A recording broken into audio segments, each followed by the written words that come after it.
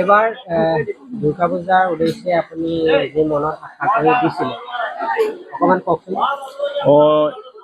বাৰু যিয়ে নহওক পোনপ্ৰথমে আপোনাৰ চেনেলৰ জৰিয়তে সমগ্ৰ অসমবাসীলৈ দুৰ্গা পূজাৰ ওলগ আৰু হিয়াভৰা শুভেচ্ছা জনালোঁ।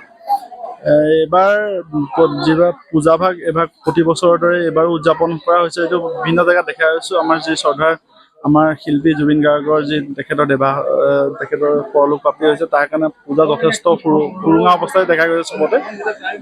প্ৰতিমা ভাগ দিছিলোঁ, ইয়াৰ আগতে এবাৰ দিছিলোঁ জগত গুৰু চিন্তা কৰি সকলোৰে জগত বিশ্ব শান্তিৰ কাৰণে। তো ঠিক সেইদৰে এইবাৰো আমাৰ গৃহৰ পৰাই পূজাভাগ দিয়া হৈছে। পূজাভাগ দিয়াৰ মেইন উদ্দেশ্য এটাই থাকে আৰু সকলোৱে মোৰ ঘৰখনৰ পৰিয়ালৰ লগতে সমগ্ৰ যিমান আমাৰ দেশবাসী আছে সকলোৱে যাতে সুস্বাস্থ্য উন্নতি কামনা কৰি সেই হিচাপে পূজাভাগ দিয়া হৈছে। আৰু জুবিন গাৰ্গৰ হৈ কি ক'ব? তেখেতৰ হৈ কি ক'ম আৰু, তেখেতৰ হৈ আপুনি সৰুতে মোক গান নাখাই গৈছে। তেখেতৰ হৈ মই যিমানে কওঁ সিমানে কম। এজন ভগৱান বুলি ক'লেও মিছা নহয়। তেখেত একদম মনুষ্যৰূপী এজন ভগৱান আছিলে। ভবা নাছিলোঁ ইমান কম বয়সতে তেখেতে এই সংসাৰ ত্যাগ কৰিব বুলি। বা যি কি নহওক, যিটো নিয়তিৰ লিখনটোতো কোনেও খণ্ডন কৰিব নোৱাৰে। আমি এটাই আশা কৰোঁ, তেখেত পুনৰ জুবিন গাৰ্গ হৈ আমাৰ মাজলৈ ঘূৰি আহক।